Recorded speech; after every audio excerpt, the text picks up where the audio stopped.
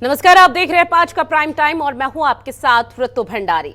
ये कैश किसका है? जी हां, जब से ये खबर आई है कि ईडी को मनी लॉन्ड्रिंग के केस में छापेमारी में 133 सोने के सिक्के और 2.85 करोड़ रुपए मिले हैं, तभी से दिल्ली की सियासत गर्मा चुकी है। सवाल पूछे जा रहे हैं कि आखिर ये कैश है किसका? ईडी का दावा है कि सत्येंद्र जैन के करीबियों के घर पर छापेमारी में कैश और गोल्ड की बरामदगी हुई है। ईडी इसे मनी लॉन्ड्रिंग केस से जुड़ा ही बता रही है। वहीं कैश और गोल्ड को लेकर दिल्ली की सियासत गर्म है और ऐसे में बीजेपी के साथ साथ कांग्रेस, आम आदमी पार्टी पर भी अब हमलावर है। सवाल पूछे जा रहे हैं कि आखिर जिस सत्येंद्र जैन को आम आदमी पार्टी सरकार पाक साफ बताती थी, उनके करीबियों के घर से मिला कैश किसका है? उधर आम आदमी पार्टी का कहना है कि बीजेपी झूठ पर झूठ बोल रही है। सीएम केजरीवाल ने कहा कि प्रधानमंत्री जी पूरी ताकत से आम आदमी पार्टी के पीछे पड़े हैं, तो वहीं सौरभ भारद्वाज ने कहा कि ईडी को सत्येंद्र जैन के घर से छापेमारी में कुछ नहीं मिला।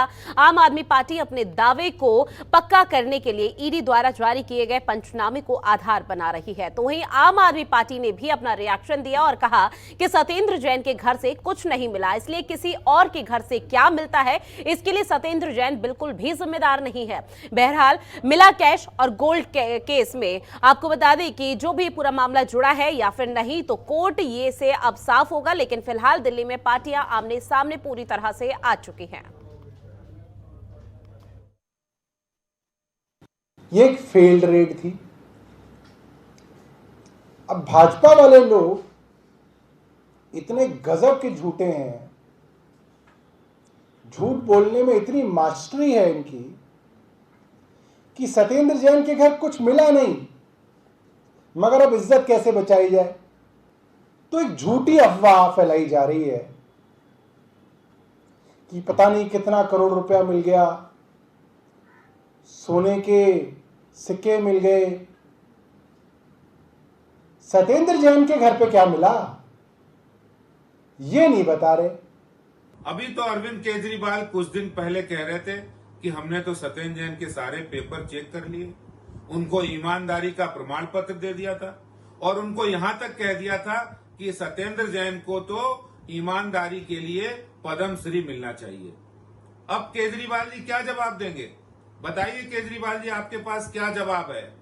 केजरीवाल जी, आप जिस तरह से राजनीति कर रहे हैं, इस मुद्दे पर राजनीतिकरण कर रहे हैं, सत्येंद्र जैन को पद्म श्री नहीं परम भ्रष्ट का अवार्ड मिलना चाहिए। अभी तक कहते रहे सत्येंद्र जैन के घर कुछ नहीं मिला और नहीं मिलेगा। आज ईडी के ट्विटर हैंडल पे साफ लिखा है कि सत्येंद्र जैन और उनके रिश्तेदारों के घर से कितने 2 किलो सोना, 133 सोने के सिक्के, सोने के बिस्किट और लगभग 3 करोड़ के करीब कैश मिलता है। अब या तो अरविंद केजरीवाल बता दें कि ये सत्येंद्र जैन और उनके रिश्तेदारों का है, और या ये फिर आम आदमी पार्टी का जो उनके घर पे रखा हुआ था। अब तो सारे हम पकड़े गए हैं ना, अब तो आपको जवाब देना। तो इस पूरे मामले को लेकर लगातार सरगर्मी बढ़ती जा रही है। राजनीतिक दलों के अलग अलग रिएक्शन सामने आ रहे हैं और अंत में सवाल यही कि आखिर ये कैश है किसका?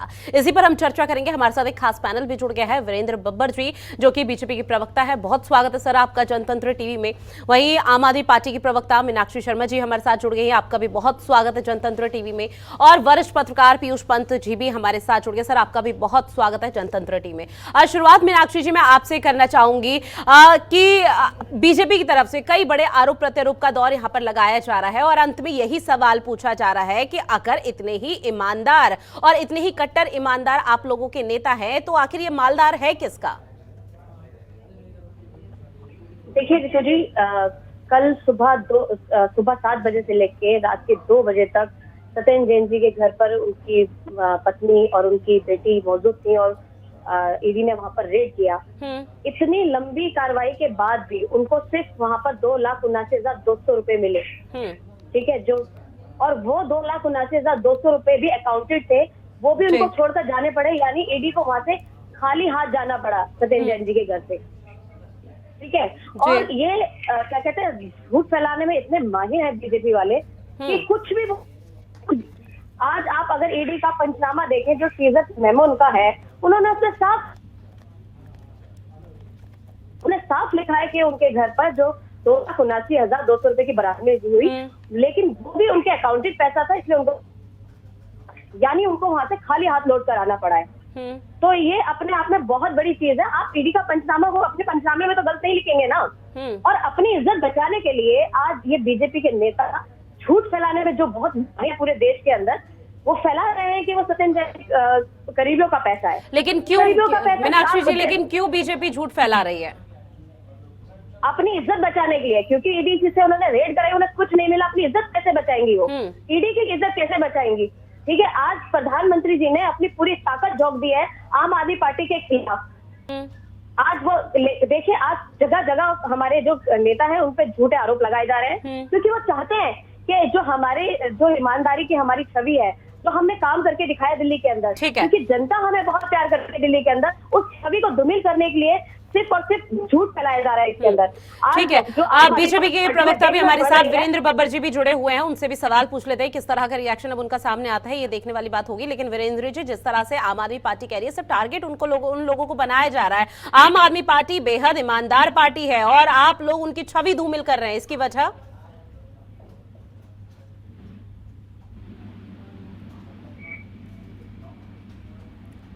वीरेंद्र जी, आवाज पहुंच रही सर आप तक?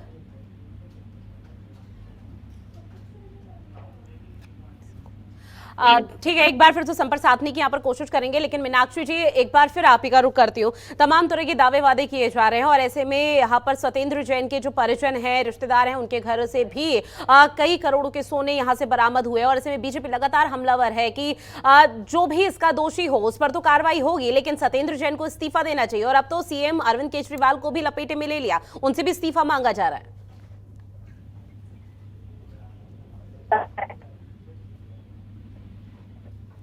कुछ मिलता तो हम भी मानते कि वो भी जिम्मेदार है उस चीज की, आप कार्रवाई करते हैं, लेकिन उनके घर से तो कुछ मिला ही नहीं। इन अपनी इज्जत बचाने के लिए आप ये झूठ फैलाते हैं। जो जानने वाले उनके घर पर मिला, कौन है वो जानने वाले? आप किसी भी अनजान व्यक्ति को जोड़ दें कि उनके घर से ये मिला, आप पूरे जैन समाज को जोड़ दीजिए। पूरा जैन समाज उनका है, पूरा जैन समाज उन्हें प्यार करता है। आज उनके के लिए बहुत दुखी है वो पूरा जैन,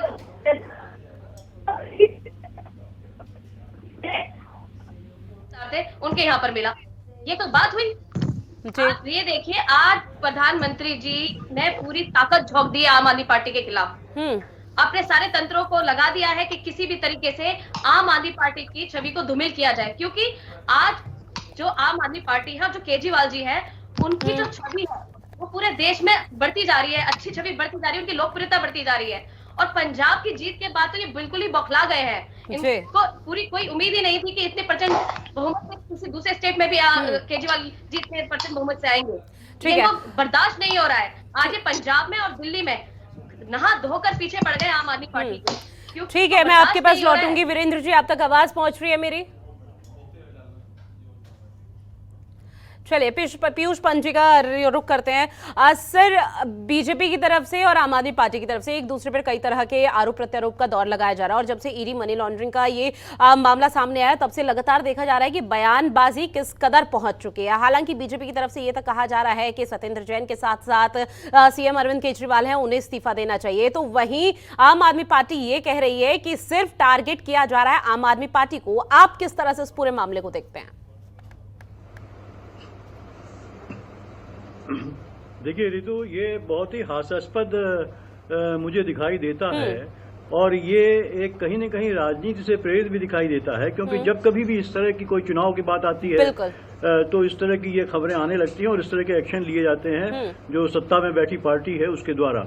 और आजकल जो है केंद्र में जो है भारतीय जनता पार्टी है, तो निश्चित रूप से उसी के द्वारा जो है सीबीआई और ईडी का जो है कि रेड करवाई जाती है। अभी देखिए, आप याद करिए, अभी देखिए एमसीडी के चुनाव होने वाले हैं और निश्चित रूप से एक माहौल बनाया जा रहा है कि आम आदमी पार्टी को एकदम भ्रष्ट दिखाने के तरीके ढूंढे जा रहे हैं। जबकि देखिए, आप इनकी पोल खुद खुल रही है कि ईडी ने एक एफआईआर भी, हाईकोर्ट में ये बात खुद कही है ईडी ने, कोई एफआईआर जो है वो दर्ज नहीं है जो है कि सत्येंद्र जैन के खिलाफ, तो फिर उनकी गिरफ्तारी कैसे हो जाती है? तो एक पूरी प्रक्रिया को मजाक बना दिया है। उसके बाद अभी देखिए, जो लेटेस्ट खबर ये है कि जिस तरह से जो है कि वहां से सिक्के भी मिले और वहां से इतने करोड़ रुपए भी मिले, तो लेकिन उसमें ये नहीं लिखा है, जो रिपोर्ट है उसमें जो ईडी ने जो दी है कि उसमें जो पेपर दिया भी है मिसेस जैन को, उसमें ये कहीं नहीं दिया है कि वो कब्जा किए गए हैं। वो उन्होंने दिखाया है कि ये उतने पाए गए, वहां पे ये सब चीजें पाई गई जी। हैं। और क्या वो सवाल ये भी है, क्या वो सत्येंद्र जैन को बिलोंग करते हैं या जो उनके और सहयोगी हैं, जो ज्वेलर्स कंपनी है उसके, देखिए ज्वेलर्स के यहाँ तो कॉइन होना निश्चित रूप से एक लाजमी सी बात है कि वहाँ वो इसका धंधा ही करते हैं वो इसका, तो वो क्या है, ये ईडी को साफ करना पड़ेगा कि वो उसने किसके यहाँ से उसको ये उसने जो है वो ये चीजें उपलब्ध करी हैं और किसके यहाँ मिली हैं, और क्या उसने इस पे कब्जा किया है या सिर्फ जो है कि उसको उन्होंने दिखाया है कि हाँ ये चीजें बरामद हुई हैं। तो ये तमाम सवाल हैं। देखिए ऋतु जी, जो ये सामने कटघरे में खड़े करते हैं बीजेपी सरकार को, आपको याद होगा उत्तर प्रदेश के चुनाव के पहले भी इसी तरह जो है कि हमने देखा था मुंबई में जो है ड्रग्स का मामला जो उठा था और आर्यन खान को किस तरह से जिस तरह से एक संदेश देना था मुसलमानों के खिलाफ, आप क्या हुआ, क्लीन चिट मिल गई, आर्यन खान के खिलाफ नाम भी नहीं था FIR में। तो इस तरह के एक झूठ का एक वो बना के, और अब देखिए वहीं पे गुजरात में जो है, गुजरात के पोर्ट में, अडानी के पोर्ट में हजारों रुपए की जो है, करोड़ों रुपए की जो है ड्रग पकड़ी जाती है, लेकिन कोई एक्शन नहीं होता है। वहां पे से कोयला जो है खदानों से निकल के गायब हो जाते हैं, सरकारी खजाने में नहीं जाता, सरकारी खजाने को चूना लगता है। कौन है वो लोग जिन्होंने गायब किया, उसकी कोई जांच नहीं हो रही है। तो सवाल यही उठता है कि चुनाव को लेते ही आप दूसरी पार्टी को जो है बदनाम करने की कोशिश करते हैं कि सब भ्रष्ट हैं और हम सब स्वच्छ हैं, लेकिन आपकी स्वच्छता के प्रमाण जो है अडानी का जो वहां पे अडानी का जहां पे पोर्ट में जिस तरह से ड्रग्स आई हैं उसमें कोई जांच न बैठाना, ये साफ दिखाई देता है। कोयले की जांच न बैठाना, कोयले की जो चोरी हुई है, ये साफ दिखाई देता है कि आप कहीं न कहीं जो है आप भी भ्रष्ट के उसमें जो है बिल्कुल सर, सवाल तो बहुत खड़े होते हैं और इसमें तमाम तरह के सवालों का जवाब यहाँ पर आमजन भी खुद ढूंढता हुआ नजर आ रहा है। आपके पास लौटूंगी मैं। हमारे साथ बीजेपी प्रवक्ता वीरेंद्र बब्बर जी एक बार फिर जुड़ गए हैं। वीरेंद्र जी, आम आदमी पार्टी की तरफ से कहा जा रहा है कि जो छवि आम आदमी पार्टी ने ईमानदार छवि अपनी बनाई है देश भर में, उसको बीजेपी धूमिल कर रही है सत्येंद्र जैन के यहाँ छापा पड़वाकर। और ऐसे में अगर सत्येंद्र जैन के किसी रिश्तेदार के यहाँ पर किसी भी तरह का माल बरामद हो जाता है, हालांकि ईडी की तरफ से स्पष्ट नहीं हुआ कि वो जब्त करने का माल था, लेकिन उन सबके बावजूद भी बीजेपी सिर्फ यहाँ पर षड्यंत्र रच रही है कि किस तरह से अपने आप को ऊपर लेकर आए और आम आदमी पार्टी की छवि को पूरी तरह से धूमिल कर दे। देखिए ऋतु जी, मैंने अभी आम आदमी पार्टी की प्रवक्ता को भी सुना और एक दूसरे सज्जन को भी सुना, क्योंकि कनेक्शन कट गया था, मुझे पता नहीं वो कौन थे। परंतु मैं ये जरूर कहना चाहता हूँ, तारीफ अपनी खुद करना फिजूल है, खुशबू बता देती है कि कौन सा फूल है। इस प्रकार से केजरीवाल साहब ने आपके चैनल पर आकर डंडे की चोट पर कहा कि मैंने एक एक कागज देखा है, मैं पढ़ा लिखा आदमी हूँ, इन चीजों का ज्ञान रखता हूँ। सत्येंद्र जैन बिल्कुल नीट एंड क्लीन, साफ सुथरे हैं, किसी प्रकार का उनके खिलाफ कोई मुकदमा नहीं बनता। ऐसी घोषणा एक बार केजरीवाल साहब ने पहले भी की थी जितेंद्र तोमर जी को लेकर कि मैंने उनकी दोनों डिग्रियां मंगवाई हैं और मैंने देख लिया है, अगर उसमें किसी भी प्रकार का गलत होता तो मैं खुद जितेंद्र तोमर को जो है मंत्रिमंडल से बर्खास्त करके आम आदमी पार्टी से निकाल देता। परंतु बाद में दोनों डिग्रियां जाली साबित हुई, जितेंद्र तोमर को मंत्री पद छोड़ना पड़ा, विधायकी छोड़नी पड़ी, परंतु आम आदमी पार्टी ने उसे इनाम दिया, उनकी जगह उनकी धर्मपत्नी को टिकट दी। ये ईमानदारी की बात करने वाले लोग हैं। दुनिया की सबसे भ्रष्ट पार्टी के लोग अपने आप को ईमानदारी का सर्टिफिकेट देते हैं, ये कहते हैं हम ईमानदार हैं। इनके ताहिर हुसैन ईमानदार हैं, इनके अमानुल्लाह खान ईमानदार हैं, इनके संदीप कुमार, ठीक है, कौन ईमानदार है इसकी सूची सर आपसे नहीं मांगी गई, लेकिन एक सवाल ये भी उठता है जो आम आदमी पार्टी भी उठा रही है। एक सेकंड सर, आप डिस्कशन, सर आप टॉपिक के बिल्कुल अपोजिट चले गए यार। बात अभी ईडी ने जिस तरह से यहाँ पर अभी छापामार कार्रवाई की है उसको लेकर चर्चा हो रही है, लेकिन एक सवाल ये भी उठ रहा है, आम आदमी पार्टी की तरफ से भी उठाया जा रहा है कि चुनाव से पहले ही क्यों ईडी की तरफ से छापामार कार्रवाई की जाती है। मैं आपसे एक बात पूछता हूँ, क्या चुनाव से पहले अगर कोई आदमी क्राइम करे तो क्या उसके खिलाफ इसलिए कार्रवाई नहीं होनी चाहिए कि चुनाव चल रहे हैं? मैं आपसे पूछता हूँ, माननीय कोर्ट ने संज्ञान लेते हुए 10 दिन के लिए ईडी की रिमांड पे माननीय मंत्री जी को दिया है कि आप इनसे जानकारी लीजिए, इनसे पूछताछ कीजिए। क्या माननीय कोर्ट के डिसीजन के ऊपर आप संज्ञान उठा रहे हैं? अभी मुझसे लेकिन पहले सर जो एक सज्जन चीज बोल रहे थे, जी। सुनिए 1 मिनट सुनिए, मुझसे पहले जो सज्जन बोल रहे थे वो एविडेंस की बात कर रहे थे, वो सबूतों की बात कर रहे थे। उन्होंने दुनिया भर के आरोप दुनिया भर के लोगों पर लगाए। उन्होंने बॉम्बे कांड की बात की, उन्होंने अडानी समूह की बात की, उन्होंने अडानी के यहाँ ड्रग्स मिलने की बात की। क्या उनके पास इस बात के कोई एविडेंस है? क्या इस चैनल के ऊपर बैठ करके जिम्मेदारी से आपका चैनल या वो सज्जन जो इतनी बड़ी बातें कर रहे थे, क्या वो इस बात की जिम्मेदारी ले सकते हैं कि मेरे पास सबूत है और आवश्यकता पड़ने पर मैं सबूत पेश करूंगा? आरोप लगाना किसी के भी ऊपर, आसमान के ऊपर, स्वयं अपने ऊपर, जब आप आसमान पे छूटते हैं तो स्वयं अपने पर आता है। तो क्या बीजेपी आरोप नहीं लगा रही सत्येंद्र जैन के ऊपर? सत्येंद्र जैन के यहाँ घर से अभी तक कुछ भी बरामद नहीं हुआ। ईमानदार है, अगर सत्येंद्र जैन ईमानदार है तो ईडी से क्लियर होकर के आ जाएंगे। आप जितने अखबार उठा के देख लीजिए, ये कोई किसी की बात नहीं है, ये आम बात है। सभी अखबारों में, सभी न्यूज चैनल में, सभी अखबारों की बात कभी उठा के justify देख होगी लीजिए, या नहीं थोड़ी सी होगी, मेहनत कीजिए। इस बात को देखिए। आपने अभी इस चैनल पे बैठ के आरोप लगाया कि अडानी समूह के यहाँ से आर्यन खान में भी आर्यन खान ने खुद सुप्रीम कोर्ट में ये मामला आया। मैं आपसे पूछता हूँ, अमानुल्लाह खान सारे फैक्ट हैं। देखिए, डिबेट करनी है रितु जी तो डिबेट की तरह होनी चाहिए, बात बीच में नहीं कटनी चाहिए। मैंने तो एक जिम्मेदारी के साथ एक बात की है कि क्या जिन लोगों पर आरोप लगाए गए और जिन लोगों के द्वारा आरोप लगाए गए, क्या वो उसके बारे में कोई ठीक है, लेकिन एक छोटा सा रिएक्शन और आपसे लूंगी वीरेंद्र बब्बर जी, कि अगर किसी के घर पर छापा पड़ता है और वहां से किसी भी तरह की कोई सामग्री बरामद नहीं होती जो ईडी को चाहिए थी, और ऐसे में उसके रिश्तेदार के घर से छापामार कार्रवाई के दौरान तमाम तरह की चीजें बरामद हो जाती है जिससे सबूत पुख्ता हो जाता है, तो क्या जो पहला आदमी है उस पर इल्जाम लगा देना चाहिए, वो जिम्मेदार होगा? जिस तरह से सत्येंद्र जैन क्या पूरे मामले पर जिम्मेदार है? सत्येंद्र जैन के घर से तो कुछ भी बरामद नहीं हुआ। देखिए, मैं आपसे इसके जवाब में केवल एक बात कहना चाहूंगा। इन्वेस्टिगेशन का मामला है, सत्येंद्र जैन जी ईडी के संरक्षण में हैं, ईडी उनसे पूछताछ कर रही है। और सत्येंद्र जैन जी के केवल वो 2 रिश्तेदार ही नहीं होंगे जिनके यहाँ रेड पड़ी है, सत्येंद्र जैन जी के 200 रिश्तेदार होंगे। अगर उन 2 रिश्तेदारों के रेड पड़ी है तो क्या पता अंदर सत्येंद्र जैन जी ने बताया हो कि मेरा सामान यहाँ पड़ा है, यहाँ से जाकर के उठा लीजिए। 200 रिश्तेदार है, 2 रिश्तेदारों के यहाँ रेड पड़ रही है तो कोई वजह तो होगी, सत्येंद्र जैन जी बताएंगे कोर्ट के अंदर। मीनाक्षी जी, आपका जवाब। देखिए, ईडी ने ये जब ईडी की बात करें तो ईडी ने खुद कोर्ट के अंदर माना कि ना तो सत्येंद्र जैन जी आरोपी है, न ही उनके पर कोई एफआईआर है। जब ईडी खुद स्वयं मान रहे हैं और ईडी ने ही सत्येंद्र जैन जी के यहाँ पर रेड करी, वहां पर उनको कुछ नहीं मिला, तो कहाँ से कह सकते हैं कि भाई उनके पर कोई आरोप है? इसीलिए इन्होंने कहा कि आपकी मतलब अपनी मूल तारीफ करना। आम आदमी पार्टी की जो आपके लिए चिंता का विषय बना हुआ है, जिसके कारण आप सत्येंद्र जैन जी को वो कर रहे हैं। आज सत्येंद्र जैन जी के मोहल्ला क्लिनिक की देश में नहीं विदेशों में भी तारीफ हो रही है। यही कारण है जो आपने उनको फंसाया हुआ है, यही कारण है कि आप उनके पीछे पड़ गए हैं ना धो के, क्योंकि आप नहीं चाहते जो शिक्षा और स्वास्थ्य का मॉडल आज दिल्ली के अंदर ही नहीं देश विदेश में उनका जो तारीफ हो रही है वो आपके लिए चिंता का विषय बन गई है।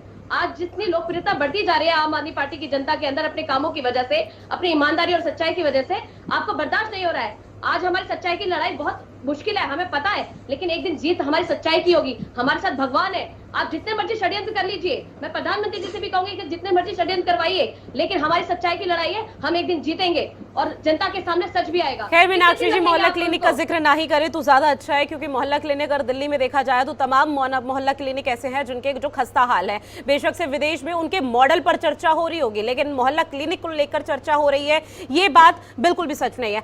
वीरेंद्र बब्बर जी, एक बार फिर से आपके लौटूंगी, मैं आपके पास लौटूंगी। वीरेंद्र जी, आपका रुख करती हूँ। तमाम तरह की बातें यहाँ पर कही जा रही है और सीधे आम आदमी पार्टी की तरफ से एक और आरोप आप लोगों पर लगाया जा रहा है कि पंजाब में जो हार यहाँ पर बीजेपी की हुई है उसका टारगेट आम आदमी पार्टी को कर रही है, और आने वाले जो हिमाचल, गुजरात और बाकी राज्यों में चुनाव है उसको लेकर भी अभी से टारगेट कर रही है, और एनसीडी इलेक्शन को लेकर भी यहाँ पे टारगेट किया जा रहा है आम आदमी पार्टी को कि किस तरह से आम आदमी पार्टी ने भ्रष्टाचार यहाँ पूरे प्रदेश भर में किया। देखिए, मैं एक बात कहना चाहूंगा रितु जी, अभी आम आदमी पार्टी की प्रवक्ता कह रही थी कि ईडी ने खुद कोर्ट में कहा कि सत्येंद्र जैन जी के खिलाफ कोई केस नहीं है। तो मैं पूछता हूं, जब ईडी ने कह दिया सत्येंद्र जैन जी के खिलाफ कोई केस नहीं है, तो कोर्ट ने सत्येंद्र जैन जी को 10 दिन के लिए ईडी की रिमांड पर क्यों दे दिया? क्या आप इसका कोई जवाब दे पाएंगी? और दूसरी बात, ये ईमानदारी की बात करते हैं, ये कैरेक्टर की बात करते हैं, ये चरित्र की बात करते हैं, ये पंजाब की बात करते हैं। मैं आपको बताना चाहता हूं, पंजाब से 92 में से 52 एमएलए जो 52 आम आदमी पार्टी के विधायक हैं उनके ऊपर क्रिमिनल केस दर्ज है। अभी 3 साल की सजा हुई है उनके एक विधायक को जो पटियाला से विधायक हैं। ये कहते हैं हम ईमानदार हैं। दिल्ली के अंदर अगर इनके विधायकों की गिनती करना शुरू करो तो कोई ऐसा विधायक बचता नहीं। किसी की पत्नी बोलती है मुझे कुत्तों से कटवाते हैं, कोई महिला बोलती है राशन कार्ड की आड़ में मेरे साथ ये गलत काम हो गया। अमानुल्लाह खान को दिल्ली पुलिस ने पीसी डिक्लेयर कर दिया और ये ईमानदारी की बात करते हैं।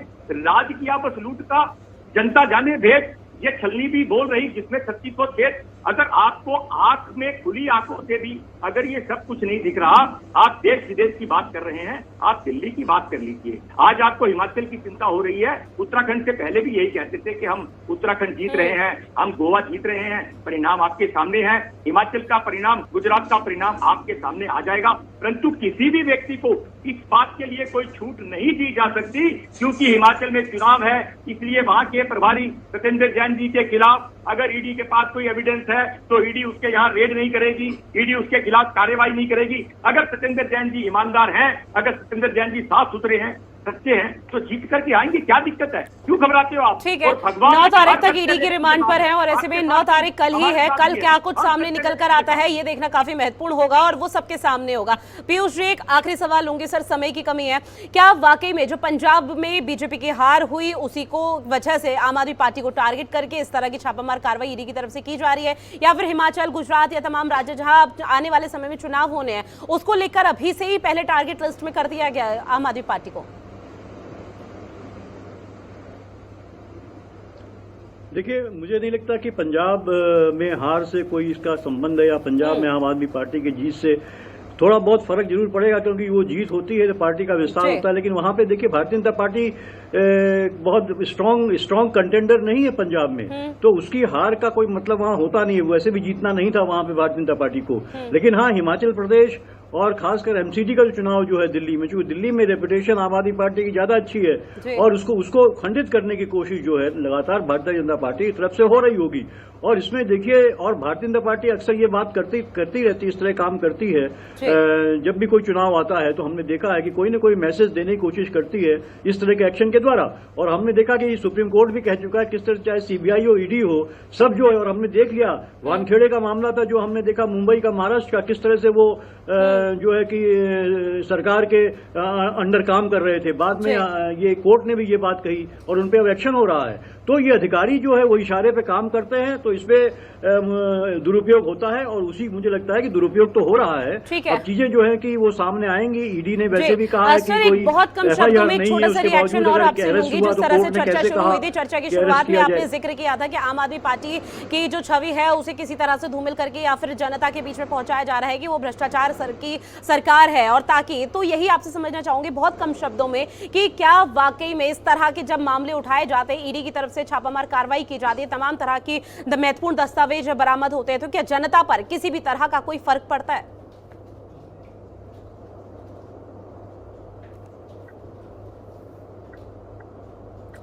पीयूष जी, आवाज पहुंच रही है?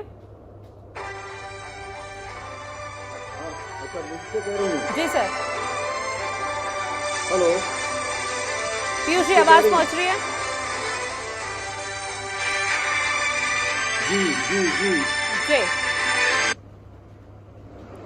सर, क्या आम जब भी आपने जिस तरह से चर्चा की शुरुआत में जिक्र किया था कि आम आदमी पार्टी की छवि को धूमिल करने की कोशिश कर रही है, एमसीडी के इलेक्शन है, इस वजह से भी आम आदमी पार्टी भ्रष्टाचार की सरकार है, तो ये जनता के सामने बीजेपी षड्यंत्र रचा रही है। तो ऐसे में समझने की कोशिश करेंगे कि क्या वाकई में जनता को इस पूरे मामले को लेकर या ईडी की छापामार कार्रवाई होती है, कोई महत्वपूर्ण दस्तावेज बरामद भी हो जाए तो किसी तरह का कोई फर्क पड़ता है?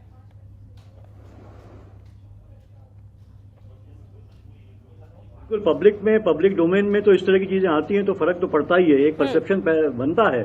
और इसीलिए जो है कि पार्टियां जो है सत्ता में रहती हैं वो इस तरह के काम करती हैं, इस तरह की जो है इन्वेस्टिगेशन करवाती हैं, बदनाम करने की कोशिश करती हैं। ये मैं नहीं कहूंगा कि आम आदमी पार्टी बिल्कुल दूध की धुली हुई है, उन्होंने गड़बड़ियां होंगी और सत्येंद्र जैन ने भी पिछले जो मिनिस्टर बनने से पहले कुछ किया होंगी गड़बड़ियां, निश्चित है उसकी जांच होनी चाहिए।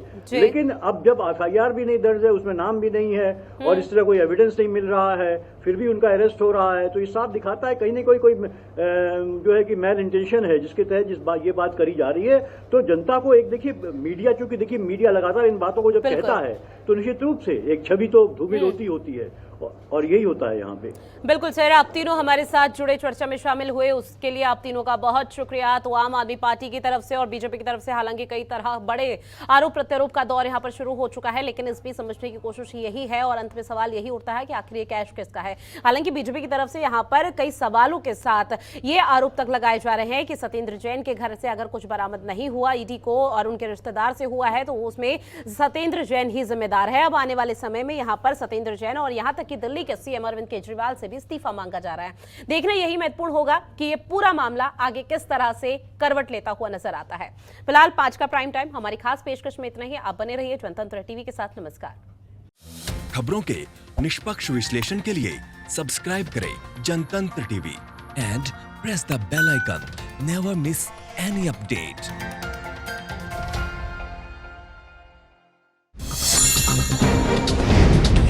डाउनलोड कीजिए जनतंत्र टीवी ऐप को, जो कि अवेलेबल है गूगल प्ले और ऐप स्टोर पर। अधिक जानकारी के लिए अभी डाउनलोड करें।